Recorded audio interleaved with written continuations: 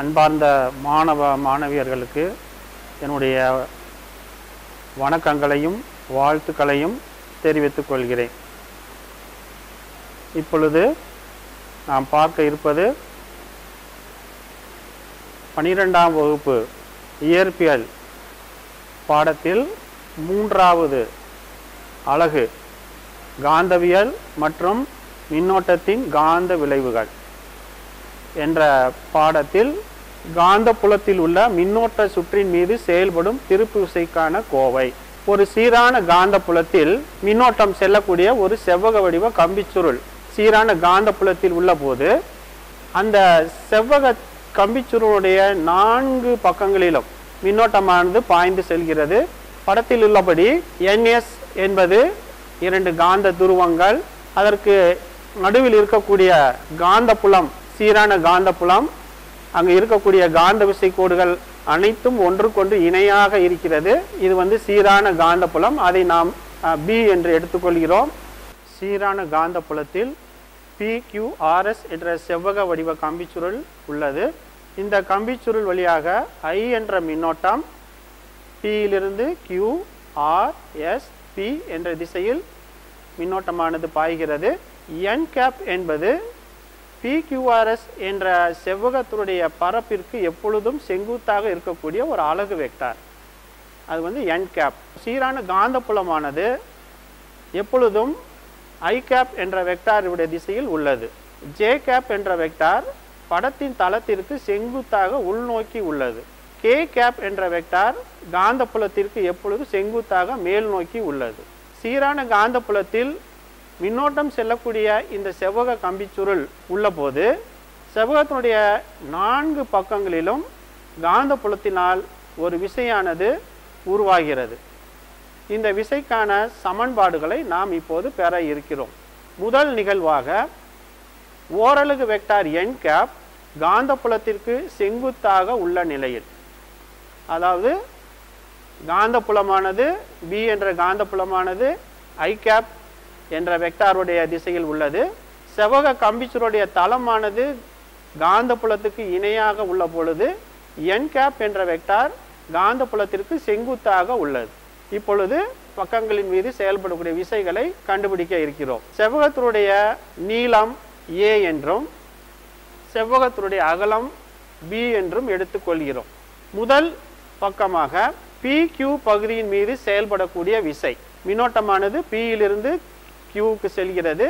PQ பகுதியின் மீது செயல்படக்கூடிய விசை, PQ பகுதிக்கு L vector equal to minus AJ cap, அதாவது PQனுடைய நீளம் A, PQனுடைய திசை P யிலிருந்து மின்னோட்டம் Qக்கு செல்லும் பொழுது அதனுடைய திசை மைனஸ் J கேப். ஆக L வெக்டாரை மைனஸ் AJ கேப் என்றும் காந்தப்புலத்தை B vector equal to BI cap என்றும் எடுக்கிறோம். ஏனெனில் சீரான காந்தப்புலமானது எப்பொழுதுமே I கேப் என்ற திசையில் இருக்கிறது. இப்பொழுது PQ என்ற செவ்வகத்தினுடைய பக்கத்தில் செயல்படக்கூடிய விசை vector F PQ equal to IL vector cross B vector equal to ஏற்கனவே இருந்த மதிப்புகளை இதில் நாம் பிரதியிடும் பொழுது minus IAB J cap cross I cap equal to IAB K cap. இங்கு ஓரலகு வெக்டார் தளத்திற்கு செங்குத்து, அதாவது N கேப் ஆனது K கேப்பின் திசையில் செயல்படுகிறது. இந்த சமன்பாட்டில் ஒன்றை நாம் கவனிக்க வேண்டும். அந்த அடைப்புக்குறிக்குள் இருக்கக்கூடிய J கிராஸ் I, இது ஒரு குறுக்கு பெருக்கல்.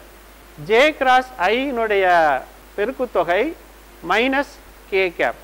ஏற்கனவே சமன்பாட்டில் மைனஸ் உள்ளதால் IAB K கேப் என்ற சமன்பாடு நமக்கு கிடைக்கிறது. இரண்டாவதாக செவ்வகத்தினுடைய QR என்ற பக்கத்தை எடுத்துக்கொள்வோம். இந்த QR என்ற பக்கத்தில் மின்னோட்டமானது Q யிலிருந்து R ஐ நோக்கி செல்கிறது. இந்த பக்கத்தின் மீது செயல்படக்கூடிய விசை கண்டுபிடிப்பதற்கு L vector equal to BI cap மற்றும் காந்தப்புலம் B vector equal to BI cap. இங்கே L vector equal to BI cap என்று குறிப்பிடப்பதற்கு காரணம் QR பக்கத்துடைய நீளம் ஸ்மால் b, இது வந்து I கேப்பினுடைய திசையில் இருக்கிறது. எனவே QR பக்கத்தின் மீது செயல்படக்கூடிய விசை FQR vector equal to IL vector cross B vector equal to I small b capital B into I cross I equal to 0 vector. இங்கே 0 வெக்டார் கிடைப்பதற்கான காரணம் I கிராஸ் I னுடைய பெருக்குத்தொகை சுழி. அடுத்தது மூன்றாவது பக்கம் RS பகுதியின் மீது செயல்படக்கூடிய விசை L vector equal to AJ cap. காந்தப்புலம் B vector equal to BI cap. RS பக்கத்தின் மீது செயல்படக்கூடிய விசை vector F RS equal to IL vector cross B vector equal to I small a into capital B I cap cross J cap equal to minus I small a capital B K cap. இங்கு ஓரலகு vector தளத்திற்கு செங்குத்தாக இருக்கிறது, அதாவது minus K கேப்பின் திசையில் செயல்படுகிறது. இந்த சமன்பாட்டில் அடைப்புக்குறிக்குள் உள்ள J cap cross I cap உடைய பெருக்குத்தொகை மைனஸ் K கேப். அடுத்தது நான்காவது பக்கம், அதாவது SP என்ற செவ்வகத்துடைய நான்காவது பக்கத்தில் செயல்படக்கூடிய விசை கண்டுபிடிப்பதற்கு L vector equal to minus BI cap மற்றும் காந்தப்புலம் B vector equal to B into I cap. இந்த மதிப்புகளை சமன்பாட்டில் பிரதியிட FSP vector equal to IL கிராஸ் B vector equal to minus I small b into capital B I cap cross I cap equal to 0 vector. செவ்வக சுற்றின் மீது செயல்படக்கூடிய நிகர விசை, அதாவது நான்கு பக்கங்களிலும் செயல்படக்கூடிய விசையினுடைய நிகர விசை கண்டுபிடிப்பதற்கு F நிகர விசை வெக்டார் ஈக்குவல் டு நான்கு பக்கங்களில் உள்ள விசைகளுடைய வெக்டார் கூடுதலை கண்டுபிடிக்க வேண்டும். ஸோ F நிகர vector equal to F PQ vector plus F QR vector plus F RS vector plus F SP vector. நான்கு விசைகளுடைய மதிப்புகளை இங்கு பிரதியிட நிகர விசை equal to I A B K cap plus சுழி vector minus I A B K cap plus சுழி vector. எனவே நிகர விசை ஈக்குவல் டு சுழி வெக்டார். இதிலிருந்து நாம் தெரிந்து கொள்ள வேண்டியது என்னவென்றால், மின்னோட்டம் பாயக்கூடிய செவ்வக வடிவ கம்பிச்சுருள் சீரான காந்தப்புலத்தில் உள்ள போது அதன் மீது செயல்படக்கூடிய நிகர விசை சுழி. ஆனால் நிகர விசைதான் சுழியே தவிர நிகர திருப்பு விசை நாம் கண்டுபிடிக்க வேண்டும். நிகர திருப்பு விசை கண்டுபிடிப்பதற்கு திருப்பு விசைக்கான சமன்பாடு நாம் தெரிந்திருக்க வேண்டும். அதாவது திருப்பு விசை tau vector equal to R vector cross F vector. இங்கே நாம் குறுக்கு பெருக்கலை பயன்படுத்துகிறோம்.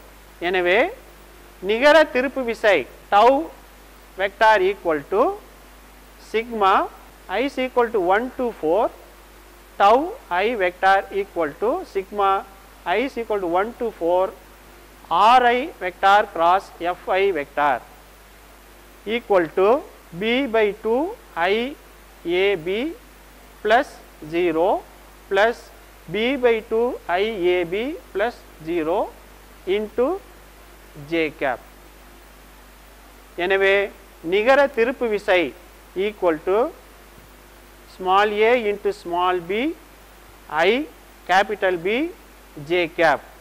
இந்த சமன்பாட்டில் small a into small b இன் பெருக்குத்தொகை ஏற்கனவே கூறியபடி PQRS என்ற செவ்வக கம்பிச்சுருளின் நீளம் a, அகலம் b. எனவே small a into small b இதனுடைய பெருக்குத்தொகை அந்த செவ்வக கம்பிச்சுருளின் பரப்பளவிற்கு சமம். எனவே small a into small b இன் பெருக்குத்தொகையை செவ்வகத்தின் பரப்பளவு கேபிட்டல் A என எடுத்துக்கொள்ளலாம். மின்னோட்டம் பாயக்கூடிய செவ்வக கம்பிச்சுருளின் மீது செயல்படக்கூடிய நிகர திருப்பு விசை equal to capital A, capital B, I into J cap. இரண்டாவது நிகழ்வு ஓரலகு வெக்டார் n கேப் காந்தப்புலத்துடன் தீட்டா கோணத்தில் உள்ள நிலையில், அதாவது n கேப் என்பது ஏற்கனவே கூறியபடி PQRS என்ற செவ்வகத்தினுடைய பரப்பிற்கு எப்பொழுதும் செங்குத்தாக இருக்கக்கூடிய ஒரு அலகு வெக்டார் வந்து n கேப். படத்தில் உள்ளபடி பார்க்கும் பொழுது PQRS என்ற செவ்வக வடிவ கம்பிச்சுருள் காந்தப்புலத்திற்கு இணையாக இல்லாமல் ஒரு குறிப்பிட்ட கோண அளவு சாய்ந்த நிலையில் உள்ளது. எனவே செவ்வகத்துடைய பரப்பிற்கு செங்குத்தாக உள்ள அலகு வெக்டார் n கேப் காந்தப்புலத்தோடு தீட்டா என்ற கோணத்தை ஏற்படுத்துகிறது.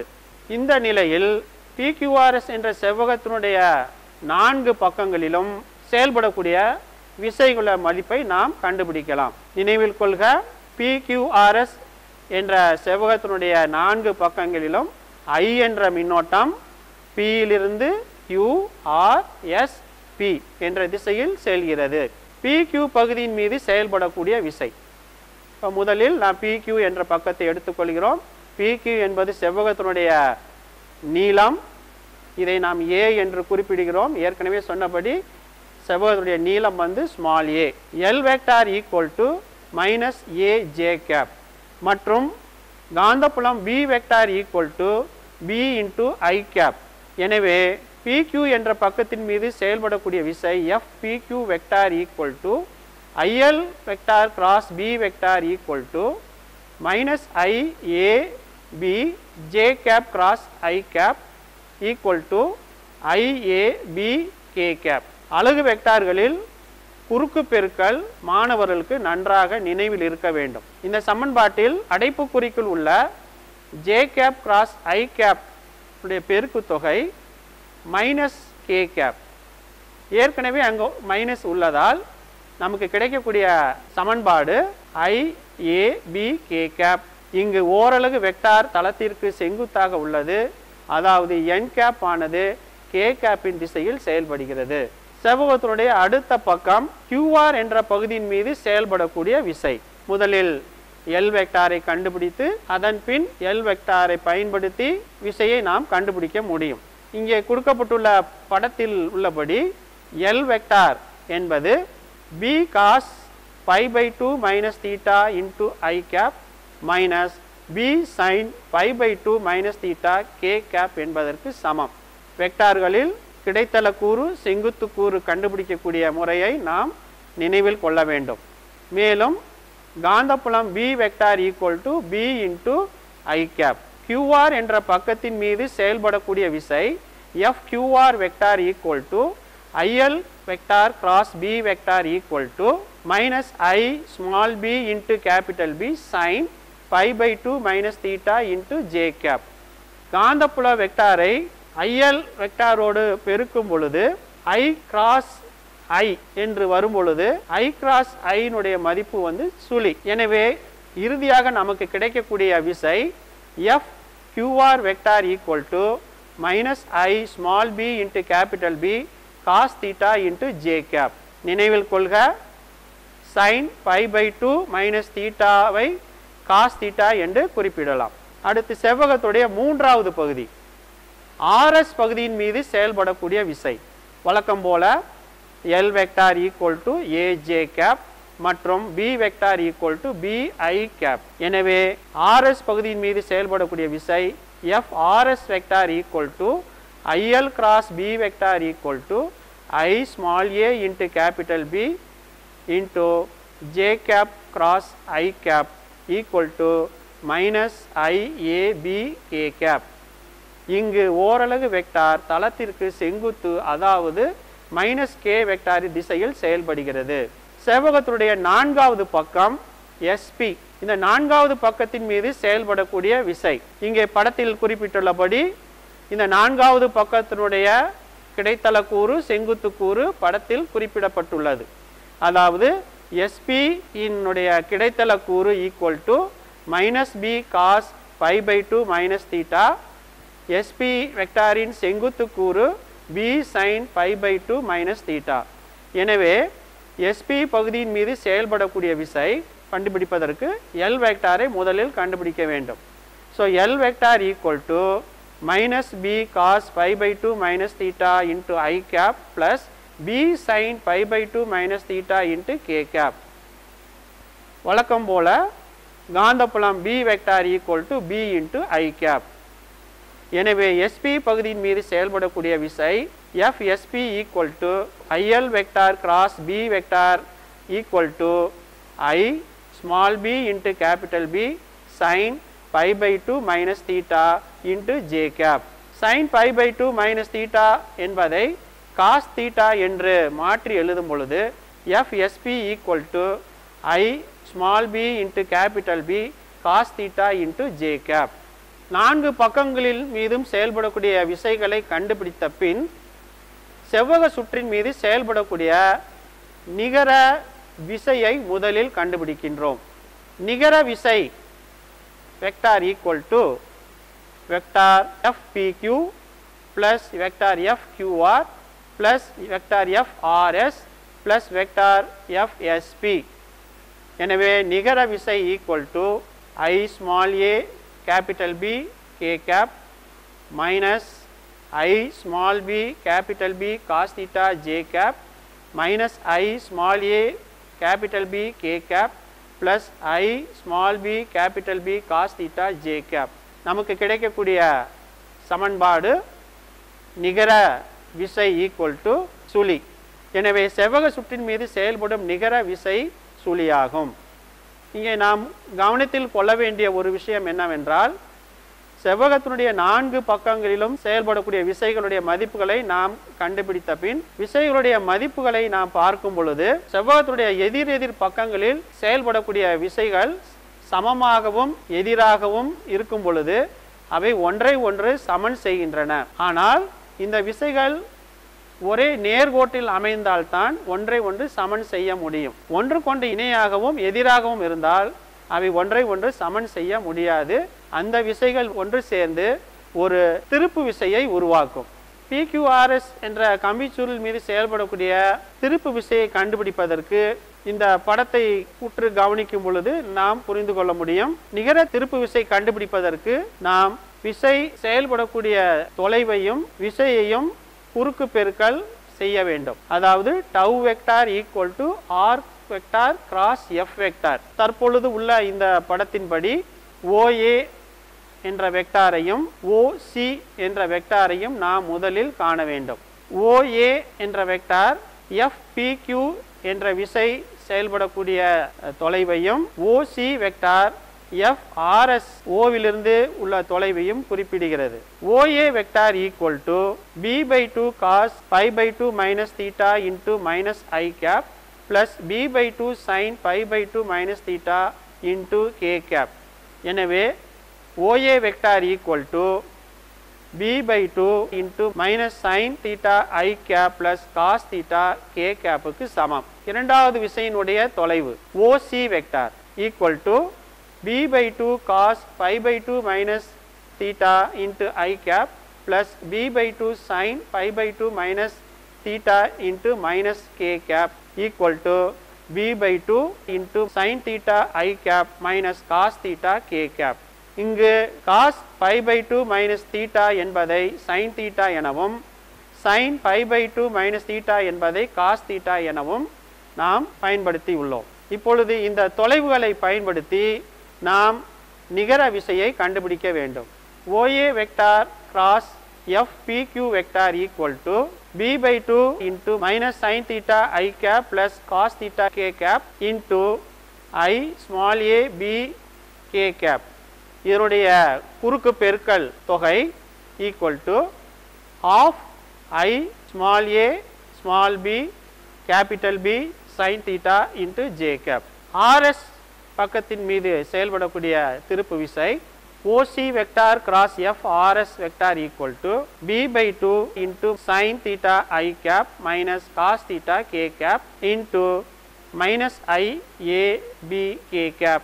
இதனுடைய பெருக்கு தொகை equal to half I small a small b capital B sin theta into J cap. எனவே நிகர திருப்பு விசை equal to I small a small b capital B sin theta into J cap. நிகர திருப்பு விசை நேர்குறி y அச்சின் திசையில் செயல்படுவதை இங்கு நாம் கவனிக்கலாம்.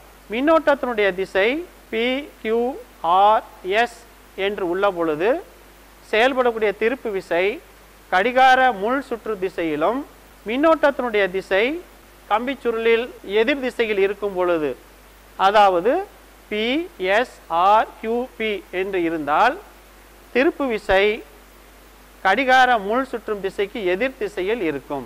சிறப்பு நேர்வுகள்.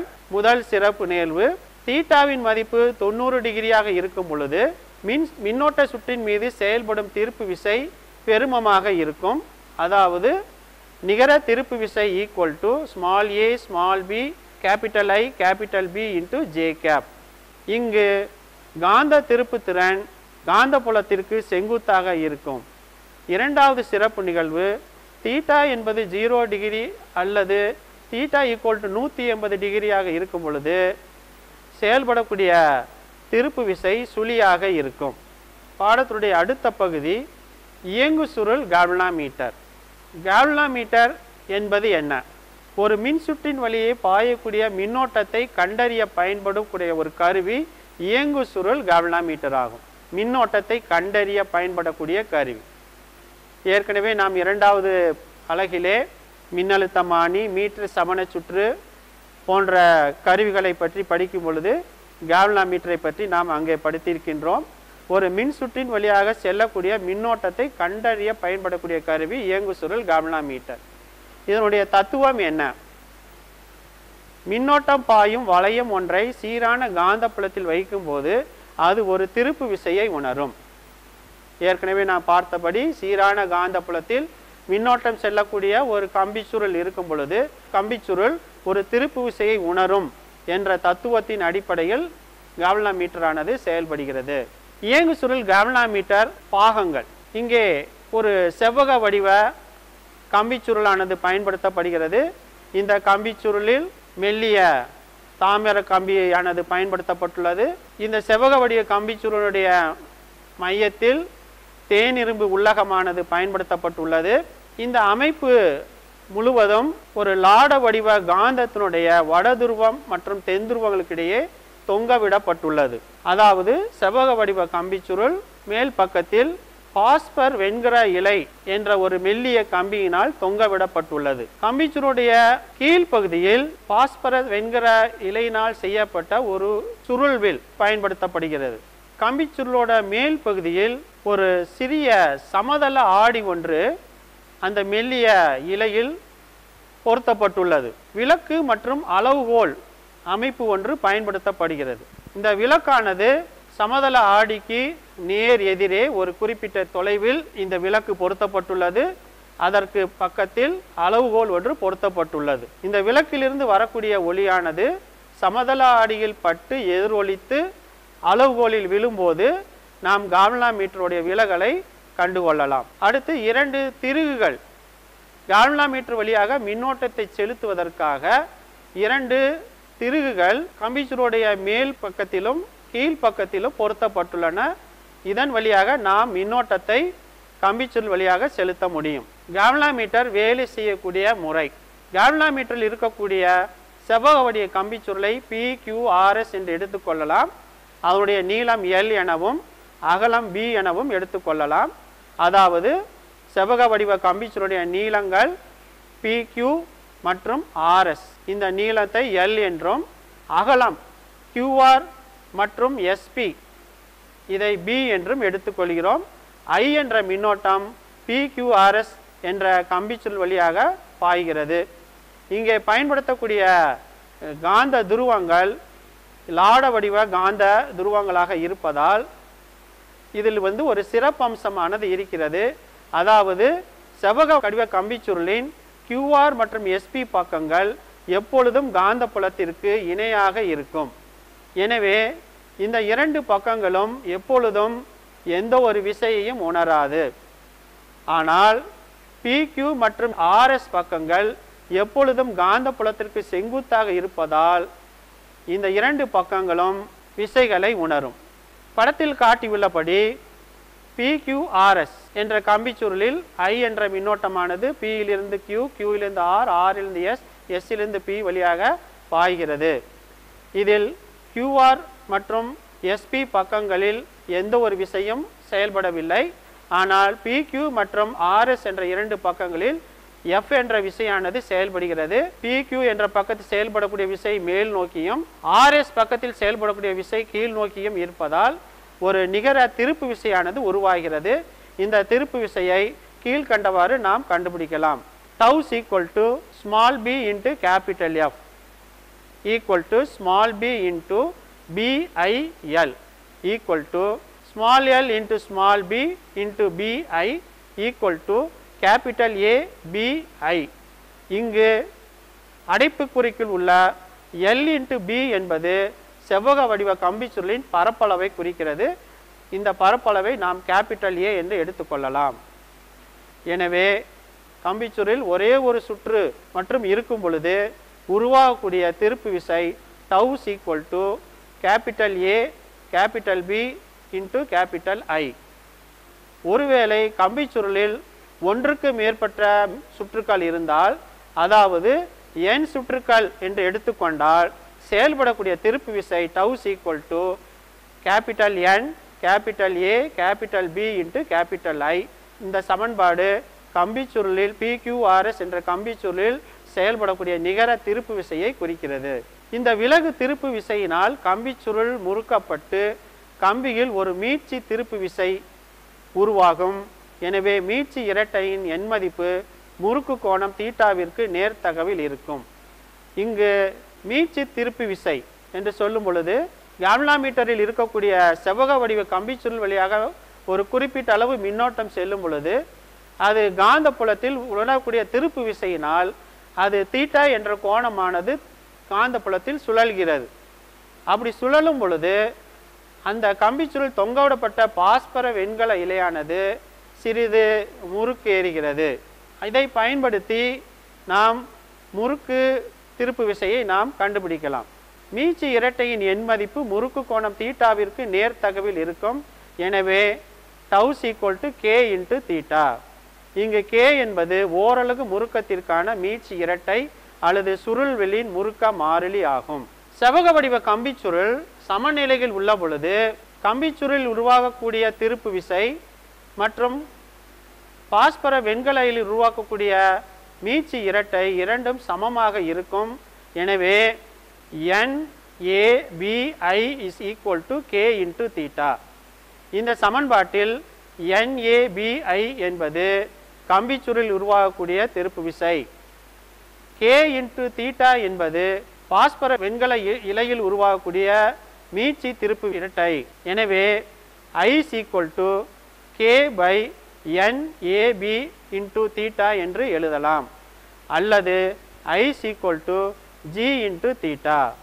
இங்கு G என்பது K by NAB என்பதை குறிக்கிறது. இங்கு G என்பது கால்வனோமீட்டர் மாறிலி அல்லது கால்வனோமீட்டர் மின்னோட்ட சுருக்க கூற்றெண் என்று அழைக்கப்படுகிறது. கால்வனோமீட்டரை பயன்படுத்தும் போது நாம் சில வரையறைகளை தெரிந்திருக்க வேண்டும். கால்வனோமீட்டரின் தகுதி ஒப்பெயன். கால்வனோமீட்டர் அளவுகோலின் ஒரு பிரிவிற்கான விலகலை ஏற்படுத்தும் மின்னோட்டத்தின் அளவே கால்வனோமீட்டரின் தகுதி ஒப்பெண் என வரையறுக்கப்படும். அதாவது கால்வனோமீட்டர் வழியாக ஒரு குறிப்பிட்ட அளவு மின்னோட்டமானது செல்லும் பொழுது ஒரு பிரிவிற்கான விலகல், கால்வனோமீட்டர் அளவுகோலில் ஒரு பிரிவிற்கான விலகலை ஏற்படுத்தக்கூடிய மின்னோட்டம், அந்த மின்னோட்டத்தோட அளவு தான் கால்வனோமீட்டரின் தகுதி ஒப்பெண் என வரையறுக்கப்படுகிறது. அடுத்ததாக கால்வனோமீட்டரின் உணர்திறன். ஒரு கால்வனோமீட்டர் வழியே செலுத்தப்படும் மிக குறைந்த மின்னோட்டத்திற்கு அல்லது அதன் முனைகளுக்கிடையே அளிக்கப்படும் மிக குறைந்த மின்னழுத்த வேறுபாட்டிற்கு மிக அதிக அளவு விளக்கத்தை ஏற்படுத்தினால் அந்த கால்வனோமீட்டரை உணர்திறன் வாய்ந்தது என கூறலாம். அதாவது ஒரு கால்வனோமீட்டர் வழியாக ஒரு குறிப்பிட்ட அளவு மின்னோட்டம் அல்லது ஒரு குறிப்பிட்ட அளவு மின்னழுத்த வேறுபாட்டை செலுத்தும் பொழுது கால்வனோமீட்டர் விலகலை ஏற்படுத்துகிறது. அந்த விலகலுடைய மதிப்பு குறைந்த மின்னோட்டத்திற்கு அதிக விலகல் அல்லது குறைந்த மின்னழுத்த வேறுபாட்டிற்கு அதிக விலகல். அப்படி இருக்கும் பொழுது அந்த கால்வனோமீட்டர் உணர்திறன் அதிகம் என்று நாம் கூறலாம். இப்போ முதலில் பார்க்க இருப்பது மின்னோட்ட உணர்திறன். கால்வனோமீட்டர் வழியே பாயும் ஓரலகு மின்னோட்டத்திற்கு ஏற்படும் விலகலே அதன் மின்னோட்ட உணர்திறன் எனப்படும். ஓரலகு மின்னோட்டம் என்று சொல்லும் பொழுது 1 மில்லி ஆம்பியர் என்று எடுத்துக்கொண்டால் 1 மில்லி ஆம்பியர் மின்னோட்டம் செல்லும் பொழுது ஏற்படக்கூடிய விலகல் கால்வனோமீட்டரோட மின்னோட்ட உணர்திறன் என்று அழைக்கப்படும். இதை IS என்று குறிப்பிடுகிறோம். IS equal to theta by I equal to NAB by K. எனவே IS equal to 1 by G. கால்வனோமீட்டரின் மின்னோட்ட உணர்திறனை பின்வரும் வழிமுறைகளில் அதிகரிக்கலாம். இப்பொழுது மின்னோட்ட உணர்திறன் IS உடைய மதிப்பை எவ்வாறு அதிகரிப்பது? இதற்கு நாம் பயன்படுத்தக்கூடிய சமன்பாடு IS equal to NAB by K. முதலில் n மதிப்பை அதிகரிக்கலாம், அதாவது சுற்றுக்களுடைய எண்ணிக்கையை அதிகரிக்கலாம். இரண்டாவது காந்தப்புலத்தினுடைய மதிப்பை அதிகரிக்கலாம். மூன்றாவதாக A மதிப்பை அதிகரிக்கலாம், அதாவது கம்பிச்சுருளின் பரப்பளவை அதிகரிக்கலாம். அவ்வாறு செய்யும் பொழுது மின்னோட்ட உணர்திறன் அதிகரிக்கிறது. நான்காவதாக கம்பிச்சுருளின் ஓரலகு முறுக்கத்திற்கான இரட்டையை குறைப்பதன் மூலம், அதாவது K மதிப்பை குறைப்பதன் மூலம் மின்னோட்ட உணர்திறனை அதிகரிக்கலாம். மின்னழுத்த வேறுபாட்டு உணர்திறன் கால்வனோமீட்டரின் முனைகளுக்கிடையே அளிக்கப்படும் ஓரலகு மின்னழுத்த வேறுபாட்டிற்கான விலகலே அதன் மின்னழுத்த வேறுபாட்டு உணர்திறன் எனப்படும். எனவே VS equal to theta by V. ஓரலகு மின்னழுத்த வேறுபாட்டுக்கான விலகல். So VS equal to theta by I into RG equal to NAB by K into RG. இங்கு நாம் ஓம் விதியை பயன்படுத்துகிறோம். எனவே VS equal to 1 by G into RG equal to IS by RG. இங்கு RG என்பது கால்வனோமீட்டரின் மின்தடை ஆகும். கால்வனோமீட்டரை அம்மீட்டராகவோ அல்லது வோல்ட் மீட்டராகவோ மாற்றி பயன்படுத்தலாம். எவ்வாறு கால்வனோமீட்டரை அம்மீட்டராக மாற்றுவது? முதலில் அம்மீட்டர் என்றால் என்ன? மின் சுற்றில் பாயும் மின்னோட்டத்தை அளக்க பயன்படும் கருவியே அம்மீட்டர் ஆகும். அம்மீட்டரை மின்சுற்றில் பயன்படுத்தும் போது அது மிக குறைந்த மின்தடையை கொடுப்பதால் மின் சுற்றில் பாயக்கூடிய மின்னோட்டத்தை எந்த வகையிலும் அது பாதிக்காது. எனவே அம்மீட்டரை ஒரு மின் சுற்றில் தொடர் இணைப்பில் இணைக்க வேண்டும். ஒரு கால்வனோமீட்டரை எவ்வாறு அம்மீட்டராக மாற்றுவது? ஒரு கால்வனோமீட்டரை அம்மீட்டராக மாற்ற அந்த கால்வனோமீட்டருடன் குறைந்த மின்தடை ஒன்றை பக்க இணைப்பில் இணைக்க வேண்டும். இங்கே உள்ள படத்தில் கால்வனோமீட்டர் எவ்வாறு அம்மீட்டராக மாற்றப்பட்டுள்ளது என்பது காட்டப்பட்டுள்ளது. G என்பது கால்வனோமீட்டர். இந்த கால்வனோமீட்டருடன் S என்ற ஒரு குறைந்த மின்தடை பக்க இணைப்பில் இணைக்கப்பட்டுள்ளது. இந்த பக்க இணைப்பில் இணைக்கப்பட்டுள்ள குறைந்த மின்தடைக்கு இணைத்தட மின்தடை என்று பெயர். இப்பொழுது இந்த படத்தில் மஞ்சள் நிற கட்டத்தில் இருக்கக்கூடிய பகுதி முழுவதும் அம்மீட்டர் ஆகும். இங்கே G என்ற கால்வனோமீட்டருடன் S என்ற குறைந்த மின்தடை பக்க இணைப்பில் இணைக்கப்பட்டுள்ளது. எனவே அளவுகோலில் அளவுகள் அம்மீட்டரில் குறிக்கப்பட்டு இருக்கும். மின்சுற்றில் பாயக்கூடிய மின்னோட்டத்தை I என்று எடுத்துக்கொண்டால் இந்த மின்னோட்டமானது ஒரு அம்மீட்டர் வழியாக பாயும் பொழுது இரண்டு மின்னோட்டங்களாக பிரிகிறது. I என்ற மின்னோட்டமானது IG என்ற மின்னோட்டம் கால்வனோமீட்டர் வழியாகவும் I மைனஸ் IG என்ற மின்னோட்டம் S என்ற மின்தடை வழியாகவும் செல்கிறது. எனவே கால்வனோமீட்டர் குறுக்கே இருக்கக்கூடிய மின்னழுத்த வேறுபாடும் இணைத்தடத்தின் குறுக்கே இருக்கக்கூடிய மின்னழுத்த வேறுபாடும் சமமாக உள்ளதால் கால்வனோமீட்டரும் இணைத்தடமும் பக்க இணைப்பில் இணைக்கப்பட்டுள்ளது என்பதை நினைவில் கொள்ள வேண்டும். எனவே V galvanometer equal to V இணைத்தடம் IG into RG equal to I minus IG into S அல்லது S is equal to IG by I minus IG into RG அல்லது IG equal to S by S plus RG into I. எனவே IG நேர் விகிதம் I. எனவே கால்வனோமீட்டரில் ஏற்படும் விலக்கம் அதன் வழியே பாயும் மின்னோட்டத்திற்கு நேர்த்தகவில் இருக்கும். கால்வனோமீட்டர் ஏற்படக்கூடிய விலக்கம் theta is equal to 1 by G into IG. எனவே தீட்டா நேர் விகிதம் IG அல்லது தீட்டா நேர் விகிதம் I. எனவே கால்வனோமீட்டர் ஏற்படும் விலக்கம் மின் சுற்றின் வழியே பாயும் மின்னோட்டத்தை அளக்கும் கருவியாக பயன்படுகிறது. கால்வனோமீட்டருடைய மின்தடை இங்கே கால்வனோமீட்டரும் மிக குறைந்த மின்தடையும் பக்க இணைப்பில் இணைக்கப்பட்டுள்ளதால் இவை இரண்டினுடைய நிகர மின்தடை. இங்கே பக்க இணைப்பை நாம் பயன்படுத்துகிறோம். எனவே 1 பை R நிகர மின்தடை equal to 1 by RG plus 1 by S. எனவே R நிகர மின்தடை equal to RGS by RG plus S equal to RA. RA என்பது அம்மீட்டருடைய மின்தடையை குறிக்கும். ஒரு நல்லியல்பு அம்மீட்டருக்கு மின்தடையினுடைய மதிப்பு சுழியாக இருக்க வேண்டும். ஆனால் நடைமுறையில் எந்த ஒரு அம்மீட்டருக்கும் மின்தடை சுழியாக இருக்காது, சுழியை விட சற்று அதிகமாக இருக்கும். எனவே அம்மீட்டர் காட்டும் மின்னோட்டத்தின் அளவு மின்சுற்றில் பாயும் மின்னோட்டத்தின் அளவை விட சற்று குறைவாகவே இருக்கும். I நல்லியல்பு என்பது நல்லியல்பு அம்மீட்டர் அளக்கும் மின்னோட்டம் எனவும் I இயல்பு என்பது அம்மீட்டர் அளக்கும் மின்சுற்றில் பாயும் மின்னோட்டம் எனவும் கொண்டால் delta I by I into 100% equal to I நல்லியல்பு மைனஸ் I இயல்பு பை I நல்லியல்பு இன்ட்டு 100%. ஒரு அம்மீட்டரை பற்றி நாம் தெரிந்து கொள்ள வேண்டிய முக்கியமான குறிப்புகள். 1. அம்மீட்டர் குறைந்த மின்தடை கொண்ட ஒரு கருவியாகும். எனவே இதை எப்பொழுதும் மின்சுற்றில் தொடராகவே இணைக்க வேண்டும். ஸோ அம்மீட்டரை ஒரு மின்சுற்றில் பயன்படுத்தும் போது அது தொடர் இணைப்பில் இணைக்க வேண்டும். 2வது, ஒரு நல்லியல்பு அம்மீட்டர் சுழி மின்தடையை பெற்றிருக்கும். 3வது, அம்மீட்டரின் நெடுக்கத்தை n மடங்கு அதிகரிக்க பக்க இணைப்பில் இணைக்க வேண்டிய இணைத்தட மின்தடையின் மதிப்பு S = Rg by n-1. கால்வனோமீட்டரை volt மீட்டராக மாற்றுதல். வோல்ட் மீட்டர் என்றால் என்ன? மின்சுற்றில் ஏதேனும் 2 புள்ளிகளுக்கு இடையே உள்ள மின்னழுத்த வேறுபாட்டை அளவீடு செய்ய பயன்படும் கருவியே வோல்ட் மீட்டர் ஆகும். ஸோ வோல்ட் மீட்டர் என்பது 2 புள்ளிகளுக்கு, ஒரு மின்சுற்றில் 2 புள்ளிகளுக்கு இடையே உள்ள மின்னழுத்த வேறுபாட்டை அளக்கக்கூடிய கருவி. இந்த வோல்ட் மீட்டரானது மின்சுற்றிலிருந்து எந்த விதமான மின்னோட்டத்தையும் பெறாது. எனவே வோல்ட் மீட்டரை ஒரு மின்சுற்றில் பயன்படுத்தும் போது பக்க இணைப்பில் இணைக்க வேண்டும். ஒரு வோல்ட் மீட்டர் உயர்ந்த மின்தடையை பெற்றிருக்கும்.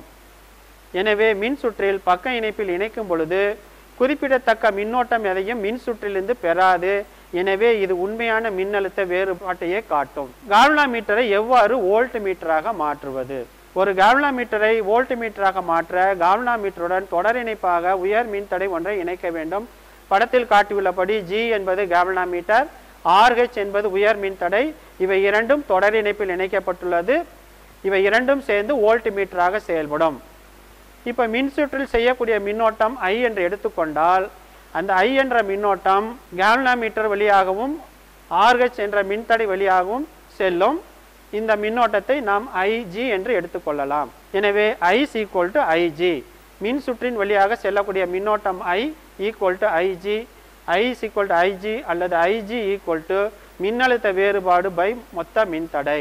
கால்வனோமீட்டரும் உயர் மின்தடையும் தொடராக இணைக்கப்பட்டுள்ளதால் மொத்த மின்தடை அல்லது தொகுப்பையின் மின்தடை வோல்ட் மீட்டரின் மின்தடையை கொடுக்கும். எனவே வோல்ட் மீட்டரின் மின்தடை என்பது RV = RG + RH க்கு சமமாகும். எனவே IG = V by RG + RH. எனவே RH = V by IG minus RG. இங்கு IG நேர் விகிதம் V என்பதை கவனிக்க வேண்டும். வோல்ட் மீட்டர் பற்றிய நினைவில் கொள்ள வேண்டிய முக்கிய குறிப்புகள். வோல்ட் மீட்டரின் மின்தடை மிக அதிகம் என்பதால் மின்சுற்றில் எந்த பகுதியின் மின்னழுத்த வேறுபாட்டை கண்டறிய வேண்டுமோ அதற்கு பக்க இணைப்பாக வோல்ட் மீட்டரை இணைக்க வேண்டும். ஸோ எந்த ஒரு மின்சுற்றிலும் வோல்ட் மீட்டரை பக்க இணைப்பில் இணைக்க வேண்டும். இரண்டாவதாக, ஒரு நல்லியல்பு வோல்ட் மீட்டர் முடிவில்லா மின்தடையை பெற்றிருக்க வேண்டும். மூன்றாவதாக, வோல்ட் மீட்டரின் நெடுக்கத்தை n மடங்கு உயர்த்த கால்வனோமீட்டருடன் தொடர் இணைப்பில் இணைக்க வேண்டிய மின்தடையின் மதிப்பு R = n-1 × Rg ஆகும். இப்பொழுது நாம் இயற்பியல் 3வது அலகில் மின்னோட்டம் செல்லக்கூடிய ஒரு கம்பி சுருளின் மீது காந்தப்புலத்தினால் ஏற்படக்கூடிய திருப்பு விசைக்கான சமன்பாட்டையும் அதிலிருந்து ஒரு இயங்கு சுருள் கால்வனோமீட்டர் எவ்வாறு செயல்படுகிறது என்பதையும் கற்றுக்கொண்டோம். கால்வனோமீட்டரை எவ்வாறு அம்மீட்டராக மாற்றி பயன்படுத்தலாம், ஒரு கால்வனோமீட்டரை எவ்வாறு வோல்ட் மீட்டராக மாற்றி பயன்படுத்தலாம் என்பதை கற்றுக்கொண்டோம். அனைவருக்கும் என்னுடைய நன்றியை தெரிவித்துக் கொள்கிறேன்.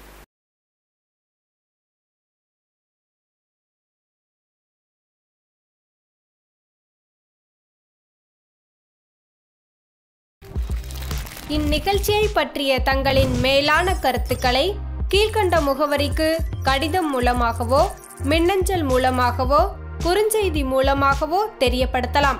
அனுப்ப வேண்டிய முகவரி: சிறப்பு அலுவலர், கல்வி தொலைக்காட்சி, 8ஆம் தளம் அண்ணா நூற்றாண்டு நூலகம், காந்தி மண்டப சாலை, கோட்டூர்புரம், சென்னை 6,85,000. தொலைபேசி எண் 7824015000.